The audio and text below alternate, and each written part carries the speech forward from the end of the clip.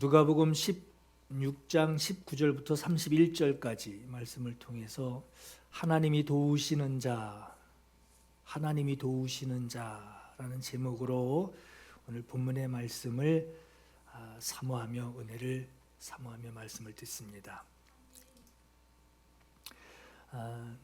지난 시간에 잘 사는 그리스도인이라는 말을 잘 이해해야 한다고 했어요. 잘 사는 그리스도인이라는 것은 넉넉하게 사는 그 생활, 배부르게 먹고 사는 생활, 아쉬울 거 하나 없이 살아가는 거를 잘 사는 것이다 라고 세상에서는 그렇게 알고 있지만, 잘 사는 그리스도인이라고 하는 것은 하나님이 보시는 그리스도인, 하나님이 보시는 그리스도인으로 저 사람 참 잘 살고 있다, 하나님이 보실 때 참 잘 살고 있다,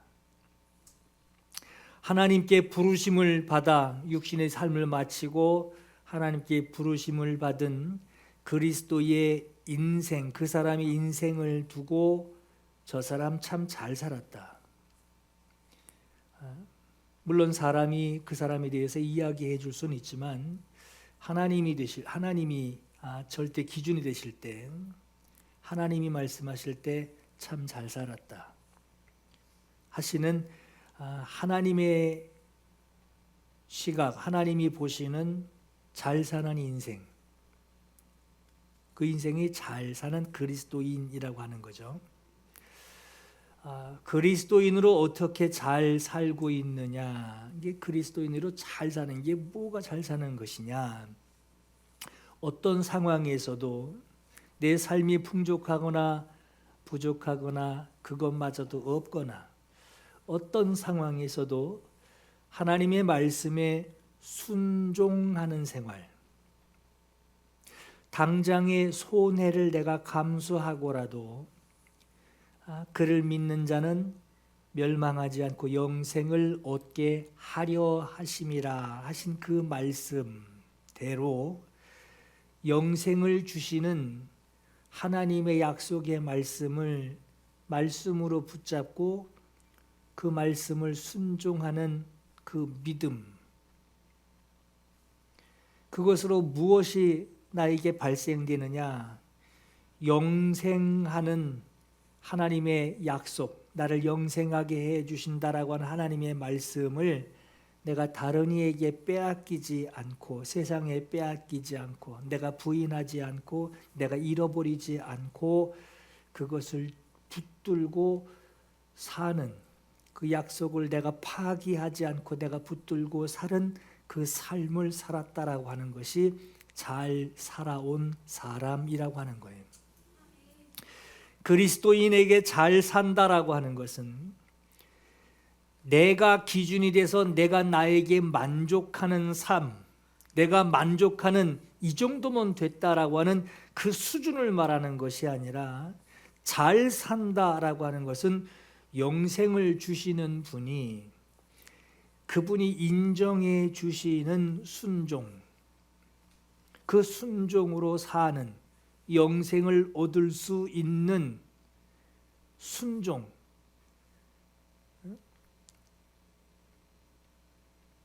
영생을 얻을 수 있는 순종. 내가 길이요 진리요 생명이니 그랬죠. 주님께 영생을 얻을 수 있는 그 말씀에 순종하는, 주님의 기준에서의 순종, 그 수준을 얘기를 하는 거예요. 주님으로부터 주어지는 그 영생을 누리는 신앙 유산을 남기는 인생이 되어야 한다라고 지난주에 말씀을 우리가 함께 나눴습니다. 그것이 바로 잘 사는 인생이에요. 오늘 본문에는 사람이 세상에 사는 형편을 먼저 말씀하고 있어요. 세상에서 일반 사람들이 알고 표현하고 있는 잘 사는 사람, 잘 살지 못하는 사람, 더 나아가서 길에서 구걸하는 사람, 이것을 우리가 사람의 형편으로 우리가 볼 수 있죠. 그 중에 오늘 본문에는 잘 사는 사람, 그것도 아주 잘 사는 사람이 아니고 아주 잘 사는 사람, 완전히 극과 극으로 아주 길에서 구걸하는 사람, 이 두 사람이 극과 극의 생활을 하고 있는 것을 오늘 본문의 말씀에 먼저 말씀하고 있어요. 그런데 이 사람들이 세상에서 이렇게 격이 다르게 살다가 둘 다 죽어요. 죽은 이후 사후의 형편, 그 사람들의 죽은 이후의 형편을 성경에서는 그 살던 모습, 격이 전혀 달랐던 살던 모습을 반대로 길에서 구걸하던 사람은 영생을 누리는 사람이 되어지고 상류층, 최상류층의 생활을 하던 사람은 음부에 떨어져서 아 뜨거 하고 있는 사람이 됩니다. 인생을 잘 살아온 사람은 영원한 시간, 이제 육신의 삶을 마치고 영생을 누리는 사람, 그 육신은 마치지만 옷을 벗듯이 말이에요.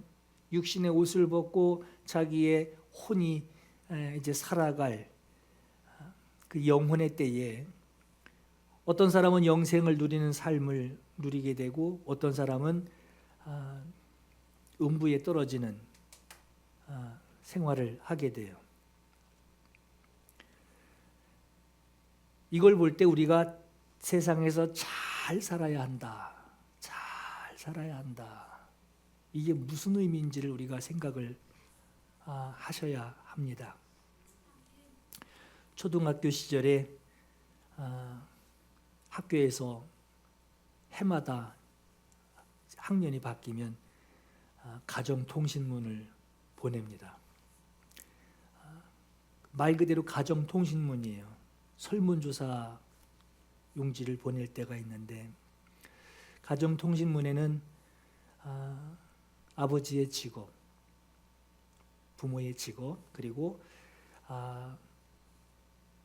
아버지의 월급 얼마냐 액수 적는 거, 그리고 가정의 형편이 상중하에다가 표시를 해야 하는 그런 가정통신문을 학년이 바뀔 때마다 조사했던 기억이 있어요. 지금 이런 통신문을 보냈다간 난리가 나겠죠. 근데 예전에는 매 해마다 학년 때마다 이거를 통신문을 가지고 집에 가지고 왔던 기억이 있어요. 다른 건 기억이 안 나도 가정 형편을 묻는 그 칸에 당신은 상류층입니까? 중간층입니까? 하류층입니까? 그걸 묻는 칸이 있어요. 그걸 이제 아버지한테 보여드리고 이제 난 가져가야 되니까 학교를 가야 되니까 아버지가 그 칸 앞에서 다른 거 뭐 액수 적고 버스 운전하셨거든요 예전에. 그래서 얼마 이렇게 그때는 한 달 월급이 30만 원이었던 걸 제가 기억을 해요. 그거 적고 다 적고 나서 그 마지막 칸에 당신의 가정은 상류층입니까? 중간층입니까? 하류층입니까? 요걸 적는 칸이 있는데 제가 옆에서 이러고 보고 있었단 말이에요. 아버지가 그 칸에 가서 머뭇거리시는 게 느껴졌어요. 요걸 뭘로 써야 되나? 자식이 보고 있는데 이제 중간 칸에다 이렇게 체크하시는 거를 지금도 기억을 해요. 어릴 때인데 저는 어릴 적부터 대학원 다닐 때까지 수세식 화장실을 들어가 본 적이 없습니다. 푸세식이에요. 푸세식. 거기 돈 많이 빠뜨렸어요. 동전. 그걸 주술라고 별짓을 다 했던 기억이 있는데 지금 생각해 보면 참 불편하게 살았을 것 같다라는 생각을 하실지 몰라도 그런 의식이 없어요. 다른 사람과 비교하는 내 생활, 그게 참 얼마나 불편했을까. 여러분 이제 상상하실까봐 더 얘기는 안 하지만, 하여튼 냄새부터 시작해서 하여튼 청결 문제까지 얼마나 불편했을까 하는 생각을 할 수도 있는데, 그 생활을 해온 제 의견에는 그렇게 불편하진 않았어요. 그렇게 살았어요. 인생을 허락하신 그 하나님의 섭리를 그때는 몰랐지만, 지금 와서 내 지금 삶을 돌아보고 앞으로 남은 삶을 내가 생각하며 과거에 살아왔던 그 불편했을 것 같은 그 삶을 볼 때, 내가 앞으로 어떤 삶을 살아야 되나, 문화적인 생활적인 편리한 생활을 추구하는 것이 아니라 내가 앞으로 남은 생을 어떻게 살아야 되나 하는 그 마음을 가지게 됩니다.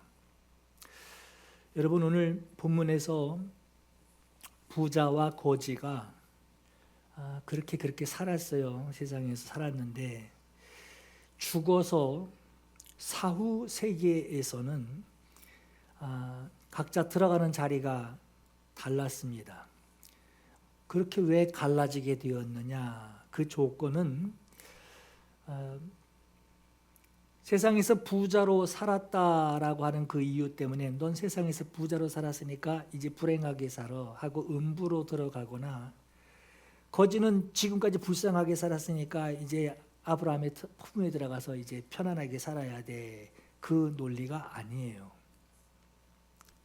반대로, 야, 세상 그 험한 세상에 부자로 사는 얼마나 애를 쓰고 힘을 썼겠냐, 얼마나 하나님이 그에게 복을 주셨겠냐 해서 그 세상에서 받은, 누리게 된 그 복을 사후에도 그대로 누리고 사는 것도 아니고,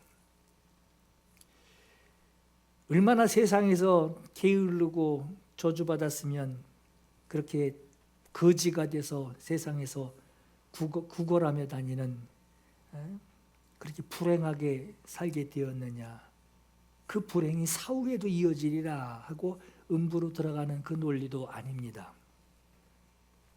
세상에서 부자로 살았던, 보통 수준으로 살았던, 아니면 거지로 살았던, 많이 누리는 자로 살았던, 누리지 못하는 자로 살았던, 육신의 그 환경은 사후 세계에서 평안을 누리는 그 조건과는 전혀 다른 문제예요.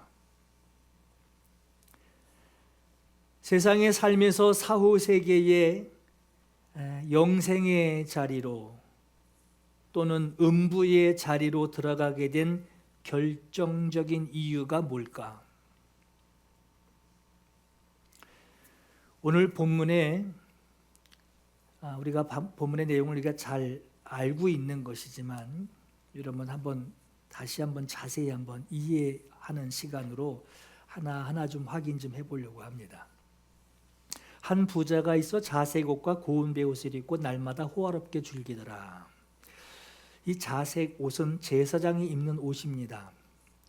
자색 겉옷과 고운 속옷이라고 하는 것은 돈 많으면 입는 옷이 아니라 높은 지위에 있었음을 의미합니다.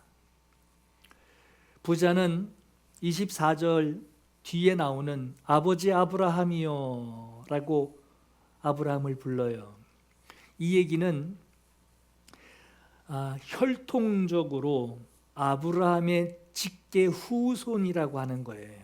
이스라엘 사람이었다라고 하는 거예요. 아버지 아브라함이요. 이러한 호칭은, 이 부자는 자신이 아브라함이라고 하는 직통 후손이라고 하는 그 사실에 큰 자부심을 이미 가지고 있고, 그 자부심은 나는 아브라함의 후손이기 때문에, 하나님의 약속을 받은 아브라함의 후손이기 때문에, 자손에게 복을 주시는 아브라함의 후손이기 때문에 당연히 나의 사후 세계에도 구원받을 수 있다. 아니 구원받는 것이 마땅하다라고 하는 것을 생각하고 있던 사람이 혈통적인 이러한 특권을 가지고 사후에는 내가 이 땅에서 이렇게 살다가 죽어서는 하나님 나라에 들어가는 것을 의심하지 않았습니다. 그런데 나사로라 이름하는 한 거지가 헌데투성이로 그의 대문 앞에 버려진 채 그랬어요. 여러분이 나사로라고 하는 히브리식 이름, 성경에 참 여러 사람인데 이런 이름으로 사용하는 사람들이 많이 나와요. 흔한 이름입니다. 히브리식 이름으로 하나님이 돕는 자라는 뜻이 바로 나사로예요. 나사로의 뜻은 하나님이 돕는 자다. 여러분 에베네셀의 하나님, 에베네셀 하나님 이 찬양 있죠? 이 에베네셀이 여기까지 인도하신, 여기까지 도우신 하나님이죠. 엘리에셀이라고 하는 엘리에셀, 엘르아자르 해서 엘리에셀 하나님이 여기까지 도우셨다. 에베네셀 하나님, 엘리에셀 하듯이 에베네셀 하듯이 이제 엘리에셀, 여기 이제 나사로라고 하는 동일한 명칭입니다. 나사로라는 이름은 비록 육신으로 사는 이 세상의 현실 세계에서는 누구의 도움도 받지 못하는, 누구의 도움도 없이 살아가는 아주 비참한 생활을 하는 것처럼 그 사람이 보이지만, 예수께서 오늘 본문에 보시면 예수께서는 부자의 이름을 거론도 하지 않으셨어요. 그냥 부자예요. 그러나 거지에게는 하나님이 돕는 자 나사로라고 하는 이름을 예수님이 붙여주시고 예수님이 그 이름을 직접 부르십니다. 이름에서 알 수 있는 이 나사로, 거지 나사로의 생활은 어떠했을까? 겉으로 보기엔 참 비참해 보이죠. 음식물 쓰레기통 뒤지는 사람이란 말이에요. 볼 때는 비참하지만 예수께서 그의 이름을 나사로라 부르시고, 그리고 예수님이 직접 입으로 부르십니다. 너 하나님이 돕는 자요. 그의 생활이 어땠을까요? 나사로라고 하는 이 이름을 붙이고 불러주신 것만으로 그의 생활은 항상 하나님의 도우심을 바라며 살아가는 거지 나사로의 신앙이 담겨 있었던 거예요. 그 부자의 상에서 떨어지는 것으로 배불리려 하매 심지어 개들이 와서 그 헌대를 핥더라. 종기가 나 고름이 흐르는 그의 상처를 개들이 와서 핥아줬다라고 하는 거예요. 아까 날마다 호화롭게 즐기는 부자라고 그랬어요. 그 부잣집으로 매일 날마다 매일 잔치하는 그 집에 매일 그 집 앞에서 버려지는 음식을 얻어 먹겠다라고 하는 심정으로 불편한 몸, 종기가 나서 진물이 흐르는, 고름이 흐르는 그 불편한 몸으로 대문에 누워 있던 사람 나사로였습니다. 이에 그 거지가 죽어 천사들에게 받들려 아브라함의 품에 들어가고 부자도 죽어 장사되매 그랬어요. 여러분, 아브라함의 품은 뭘 의미할까요? 하나님께서 아브라함의 믿음을 보시고 그를 기뻐하시며 이르시기를 너는 믿음의 조상, 내 후손 축복하는 아브라함을 믿음의 조상으로 부르게 하셨습니다. 거지가 죽어서 믿음으로 살다가 하나님의 도우심을 받는 그 믿음으로 살다가 거지가 거지로서 죽었지만, 그러나 믿음의 조상인, 믿음에 대하여 하나님의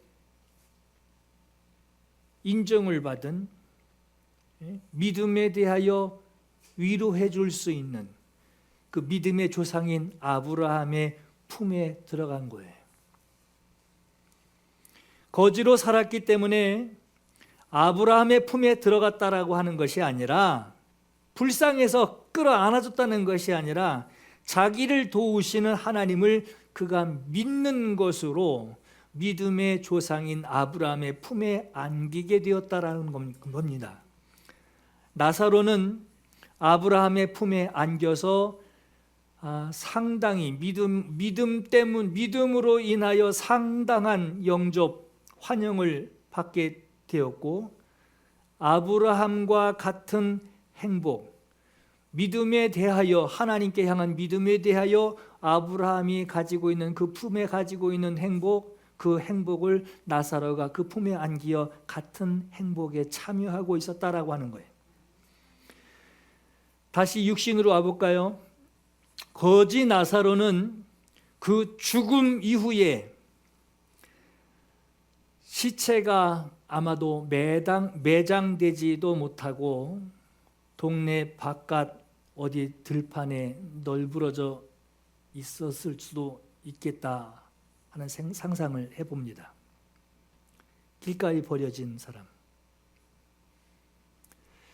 그의 영혼은 천사들에게 받들려 아브라함의 품에 들어갑니다. 제대로 된 장례조차 치르지 못했을 듯한 그 거지 나사로, 그러나 그의 영혼은 천사들이 부축하여 아브라함의 품에 들어가게 돼요. 그리고 부자는 죽어서 그 시체가 아주 좋은 호화로운 묘실에 고이 장사되어 있었겠지만, 그러나 그의 영혼은 어두움과 고통만이 존재하는 음부로 떨어지게 됩니다. 우리가 볼 때는 장례식까지만 볼 수 있는 거죠. 그 사람이 누리는 그 부를 가지고 장례식까지 보게 되는 것이지만, 사후에 대해서는 볼 수 없는 거죠. 그가 음부에서 고통 중에 눈을 들어 멀리 아브라함과 그의 품에 있는 나사로를 보고, 여러분, 여기서 아브라함의 품은 천국을 말하는 것이 아니라, 천국은 예수 그리스도께서 재림하신 이후에 죽은 자 살아내시고 불러내셔서 들어가는 것이 천국이고, 여기서 말하는 아브라함의 품은 말 그대로 아브라함의 품이에요. 완전한 천국에 들어가기 전인 안식처, 믿음으로 행한 자의 안식처, 대기처와 같은 낙원을 말하는 것이고, 여기서 말하는 음부는 심판이 끝나고 들어가는 그 지옥을 말하는 것이 아니라 지옥에 들어가기 전에 대기석이에요. 영원한 처벌을 받기 전 선을 행한 자와 악을 행한 자가 분리되어지는 것으로 낙원과 음부로 갈라지게 됩니다. 여기서 음부는 악한 자가 심판받기 전에 머무는 곳이에요. 여러분, 근데 신기하죠? 대기석에서도 고통을 느껴요. 이 고통은 성경의 복수형으로 나옵니다. 단수가 아니라 복수형이에요. 참기 어려운 각가지 고통들을 거기서 몸부림치며 감당하고 있는 거예요. 24절에 불러 이르되 아버지 아브라함이여 나를 긍휼히 여기사 나사로를 보내어 그 손가락 끝에 물을 찍어 내 혀를 서늘하게 하소서. 내가 이 불꽃 가운데서 괴로워하나이다. 여러분, 여기 불러 이르되 그러죠. 24절에 불러 이르되, 원어에는 동물이 울부짖는 소리라고 그래요. 사람의 소리가 아닌 거예요. 동물이 울부짖는 것처럼 울부짖었다라고 하는 거예요. 큰 소리를 울부짖었어요. 자, 근데 여러분, 육신으로 살 때에, 부자로 살 때에 거지에게 어떤 자비도 베풀지 않았던 부자가 죽어서 아브라함에게 나사로 당신 품에 있는 나사로를 보내서 내게 국류를 베풀어 달라고 요구를 합니다. 뜨거워서 바짝 말라버린 그 혀를 조금이라도 적셔 달라고 하는 그 부탁을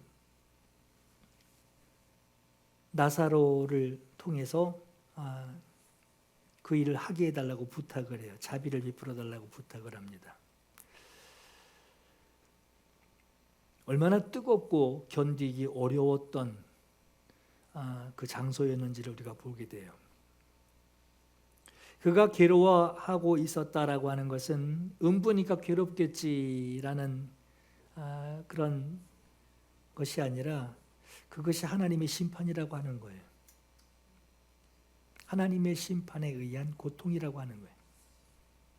25절에 아브라함이 이르되 예 너는 살았을 때 좋은 것 받았고 나사로는 고난을 받았으니 이것을 기억하라. 그러나 이제 그는 여기서 위로를 받고 너는 괴로움을 받느니라 그랬어요. 여러분 이 말씀 25절의 말씀 좀 잘 이해하셔야 돼요. 부자가 받은 것이 있어요. 그 받은 것은 하나님께 받은 겁니다. 부자가 받은 것도 하나님께 받은 것이고 거지는 받은 것이 없느냐? 아니요. 거지가 받은 것도 하나님께 받은 거예요. 너는 살았을 때 좋은 것 받았고 나사로는 고난을 받았다 그랬어요. 부자와 거지가 똑같이 받은 것이 뭐냐? 사람의 생사화복을 주장하시는 하나님의 자비와 사랑 가운데 그들이 살았다라고 하는 겁니다.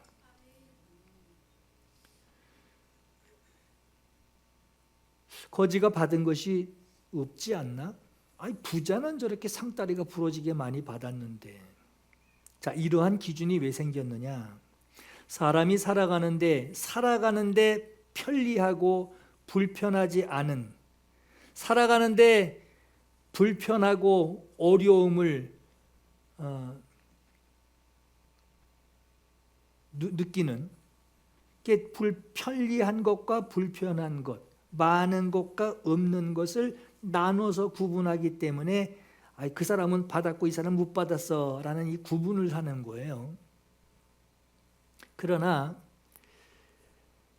하나님께 받고 하나님이 주신 것은 연약한 사람이 하나님을 의지하는 믿음을 주신 것.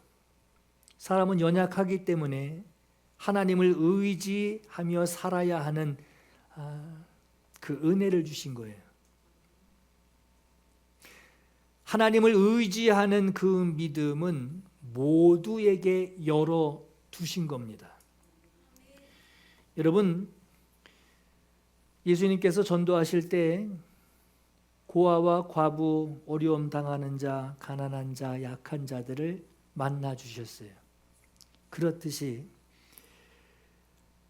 그들이 병든 자들이 주님 앞에 왜 왔겠어요? 약한 자들이 주님 앞에 왜 찾아왔겠어요? 아픈 자들이 주님 앞에 왜 찾아왔겠어요? 가난한 자들이 먹을 거 없어 가난한 자들이 주님 앞에 왜 찾아왔겠어요? 오히려 가난할 때, 없을 때, 약할 때, 병들었을 때 주님을 찾으려고 하고 주님을 만나려고 하고 주님께 응답을 받고 싶어 하는 마음으로 더 간절히 주님을 찾지 않겠어요?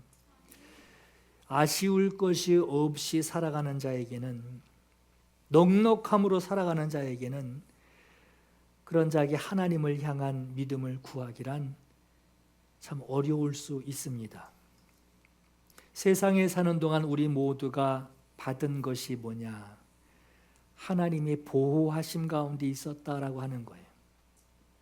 26절에 그뿐 아니라 너희와 우리 사이에 큰 구렁텅이가 있어 여기서 너희에게 건너가고자 하되 갈 수 없고 거기서 우리에게 건너올 수도 없게 하였느니라. 이 세상 사는 것이 잘 살아야 됩니다 라는 이 말을 왜 하느냐? 사후 세계에 들어가게 되면 낙원과 음부가 극명하게 갈라지는데 사후에 들어가서는 아무도 그 상황 그 자리를 바꿀 수 없다라고 하는 거예요. 27절에 이르되 그러면 아버지여 구하노니 나사로를 내 아버지 집에 보내소서. 부자는 왜 나사로를 자기 아버지 집에 보내달라고 부탁했을까? 부자는 살아있을 때도 그랬지만 죽어서도 음부에 들어가서도 아직 살아가는 그 사고 방식이 젖어 있어요. 나사로를 자기 마음대로 부릴 수 있는 자기를 위한 존재로 생각하고 있습니다. 자신의 부탁이 가능하리라고 생각했던 거예요. 28절에 내 형제 5이 있으니 그들에게 증언하게 하여 그들로 이 고통받는 곳에 오지 않게 하소서. 모든 사람에게 적용되는 이 사후 세계, 그 사후 우리가 이 땅에 살다가 죽은 이후에 우리의 영혼의 때가 있다. 그것을 인지하고 알고 있다 할지라도 당연히 사후 세계의 안식처로 들어갈 것이다 하고 부자처럼 나 당연히 들어가 하고 말하듯이 그렇게 착각하고 안심하고 살아가는 사람들이 세상에 많을 텐데 부자 자기 자신만 봐도 그런 거예요. 사후세계가 있는 걸 안단 말이에요. 알아왔단 말이에요. 근데 이 고통받는 곳에 오지 않게 하소서 하는 이 말을 부자가 할 정도로 이렇게 착각하고 사는 사람들이 있고 오해하고 살아가는 사람들이 있고 그런 데가 어디서? 라고 부인하고 사는 사람들이 그렇게 많은데 음부에 들어간 이 부자였던 이 사람의 관심은 이런 세계가 있으니 준비하십시오 라고 하는 많은 사람들을 생각하는 것이 아니라 고작 자기 형제들만 생각했어요. 내 가족, 내 형제. 부자는 아직도 자기 소유, 자기가 누려왔던 것들, 자기 가족들에게만, 거지는 나와 상관없고 가족들에게만 그 가지는 그 이기심, 거기서 벗어나지 못하고 있는 거예요. 음부에 들어가서도. 그러니 이 생에 있을 때에 그 고집이 얼마나 완고했겠어요. 29절에 아브라함이 이르되 그들에게 모세와 선지자들이 있으니 그들에게 들을지니라. 이 세상, 이 육신으로 사는 이 세상에서 회개하며 아브라함의 품에 들어가거나 천국에 들어갈 수 있는 그 방법은 주어진 하나님의 말씀만으로도 충분하다라고 하는 거예요. 30절 이르되 그렇지 아니하니이다. 여러분 그렇지 아니하니이다 이렇게 얘기한 거예요. 그렇지 아니하니이다. 아버지 아브라함이여 만일 죽은 자 가운데서 그들에게 가는 자가 있으면 회개하리이다. 여러분 왜 이렇게 강조할까요? 그건 아닙니다. 이 말은 부자가 세상에 있을 때 그가 아브라함의 후손이라 할지라도 성경의 율법과 하나님의 말씀, 선지자의 예언을 무시하고 살았다라고 하는 거예요. 성경으로 가능하다. 말씀이 있지 않느냐. 그 말씀을 증거하고 그 말씀을 설교하고 그 말씀을 풀어주는 자들이 있지 않냐. 아닙니다. 필요 없습니다. 그 사람들 그건 될 것도 아닙니다. 경험해보지 못한 죽은 자가 떡하니 나타나서 그들 앞에 증언해야 됩니다. 성경을 무시하는 거예요. 그 방법은 아닙니다. 자기 가족에 대해서 자기가 잘 아는데 자기 형제들의 그 사람들의 됨됨이를 자기가 아는데 자기와 똑같다라는 거예요. 자기처럼 내 가족들도 내 형제들도 성경으로 지금 일어난 이 사실을 아무리 설명하고 가르쳐주고 공부시켜도 소용없다라고 하는 거예요. 자기 가족에게는, 자기 형제에게는 말씀보다는 그들 눈앞에 살아 움직이는 생생한 체험만이 가족의 마음을 돌이킬 수 있습니다 라고 지금 고집하고 있는 거예요. 이 부자의 가족뿐만 아닙니다. 오늘날 정말 적지 않은 사람, 아니 대부분의 사람들이 그건 말씀이 그렇고 그건 성경이 그렇다는 거고 현실은 그렇지 않아. 말씀을 믿는 것으로 하나님을 만나려고 하지 않아요.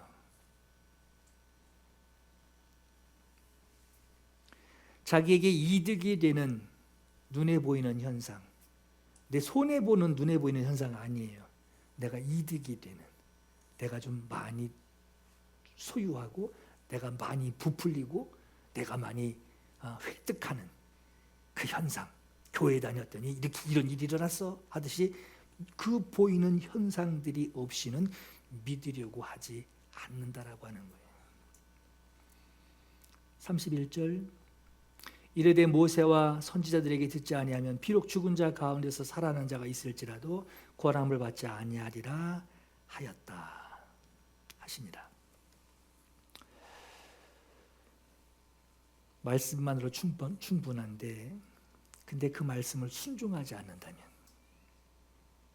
그 말씀을 듣고 자기의 모습을 보고 자기 모습을 회개하지 않는다면 하나님의 말씀을 듣지 않는 자들은 거기다가 죽었다가 살아난 자 100명을 끌어다가 한 트럭 세워다가 그냥 거기 쏟아 부어줘도 하나님 말씀을 안 듣는다는 거예요.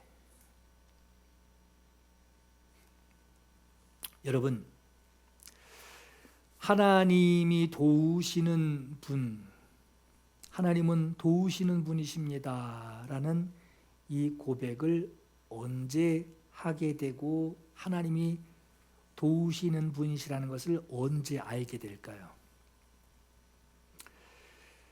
거지 나사로는 하나님의 도우심을 받으며 살아왔습니다. 하나님이 도우셨는데 이렇게 살았대요. 이게 이해가 되시나요? 하나님이 도우셨으면 복권 당첨돼야죠. 하나님이 도우셨으면 뭔가 세상에 저런 일이 생겼어? 하며 진짜 2억 명 중에 하나 있을 법한 그런 만남을 가져야죠. 거지 나사로는 거지로 살다가 거지로 죽었어요. 그런데 그의 이름이, 그리고 예수님이 불러주시는 이름이 하나님의 도우심을 받은 자요. 나사로는 하나님의 도우심을 받으며 살아왔습니다. 그리고 나사로는 자기 이름에 맞게 하나님의 도우심을 받은 것을 알고 있어요. 예수께서 그 이름을 나사로, 하나님이 돕는 자라고 부르셨는데, 만약에 이 나사로가 하나님의 도움을 모르겠어, 이름만 그렇게 졌지, 그냥 난 생활이 거지 같아 하며 자기 한탄하며 하나님이 자기를 지키시는 자 분이시다라고 하는 것을 부인해 버린다면, 예수께서 그 사람의 이름을 나사로야, 나사로 거지다, 나사로가 아브라함의 품에 안겼다라는 이 말씀을 하지 않으셨을 거예요.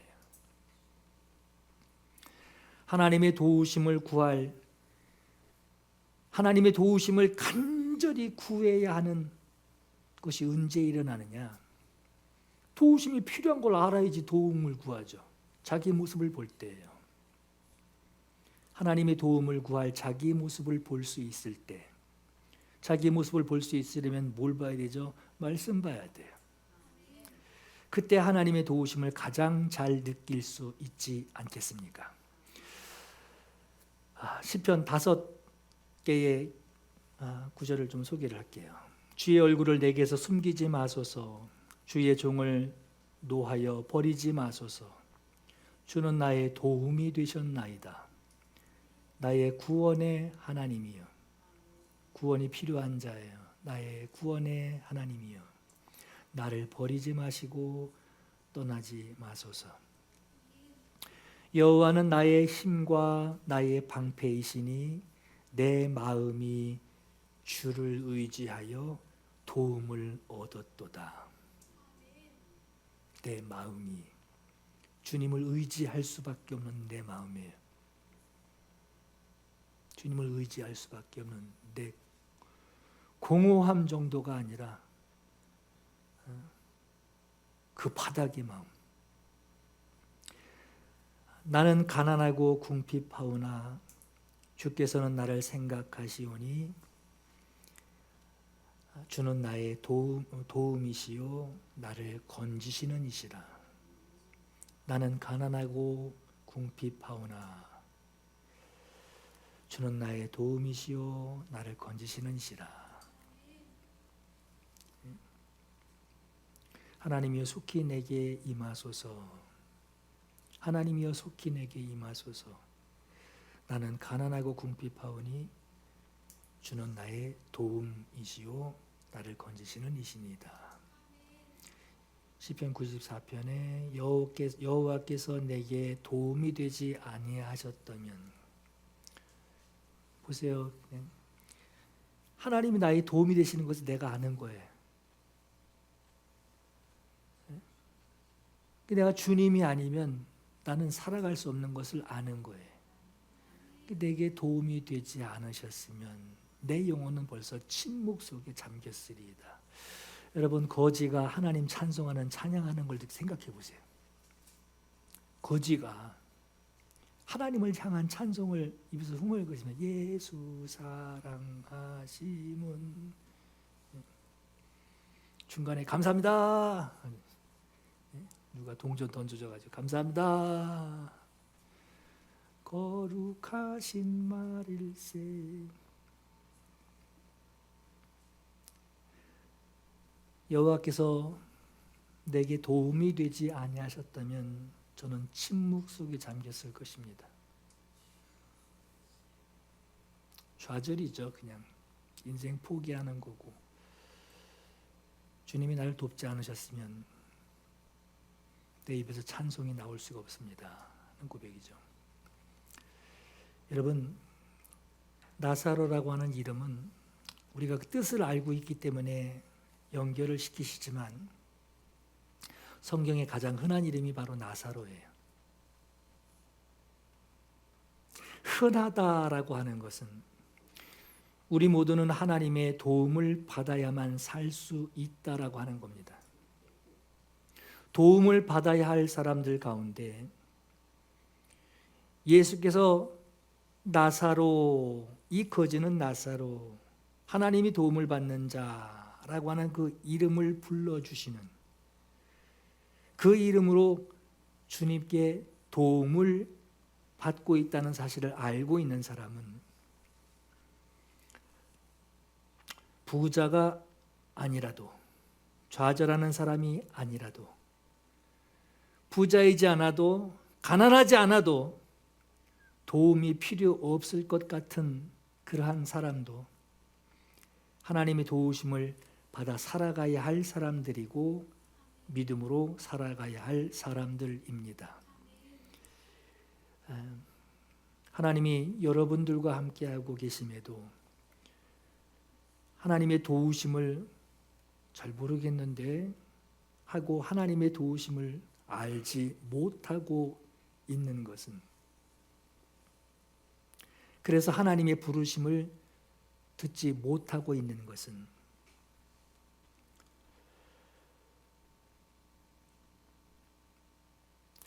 내가 하나님의 도우심을 받고 있음에도 그 도우심을 내가 알지 못하기 때문에 그래.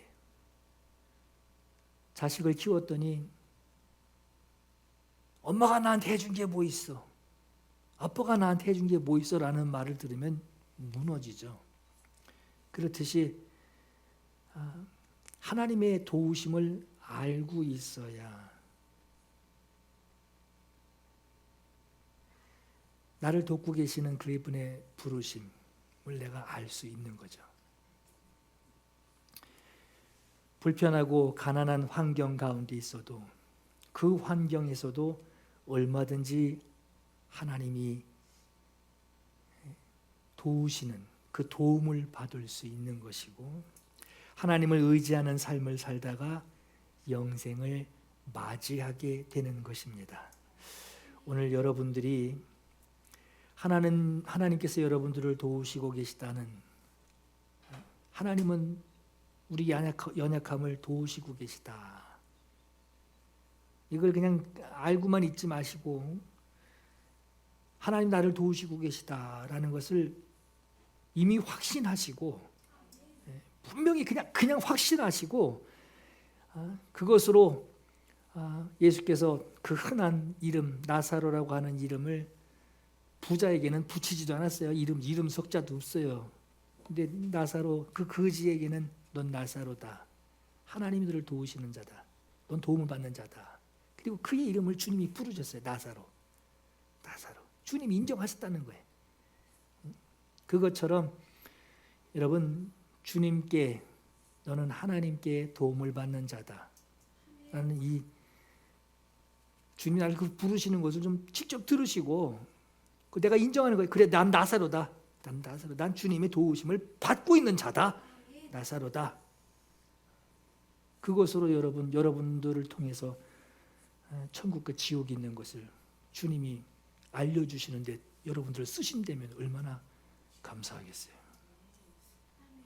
영생을 기대하며 믿음으로 살아가시기를 예수 이름으로 축원합니다. 이 시간 기도하겠습니다. 하나님은 나와 함께 하십니다. 하나님은 나를 도우시는 분이십니다. 이것이 아주 멋진 말이 아니라 주님, 나사로를 부르셨듯 나를 불러주세요. 나사로를 통해서 천국이 있는 것을 증명하셨듯 나를 주님의 증거자, 주님의 말씀이 정말 살아 역사하는 하나님의 말씀인 것을 나를 사용하셔서 그 말씀을 증거해 주세요. 두 번째는 나의 서 있는 자리, 내가 생활하는 이 육신으로 사는 이 자리가 하나님이 도우시는, 하나님이 함께 하시는 자리가 되게 해주세요. 주님, 나를 불러주세요. 하나님이 도움을 받는 자요. 그걸 확신하고 주의 말씀을 사모할 때 그 말씀을 믿는 것으로 조롱하는 부자를 이기게 해주시고, 세상에 조롱하는 세상 가치들을 이기게 하시고, 구걸하는 거지 입에도 찬송을 하듯이 말이에요. 그의 입에 찬송을 하듯이 주님, 세상을 이기게 하옵소서. 오늘 이 은혜를 사모하며 믿음을 간구합니다. 함께 기도하겠습니다.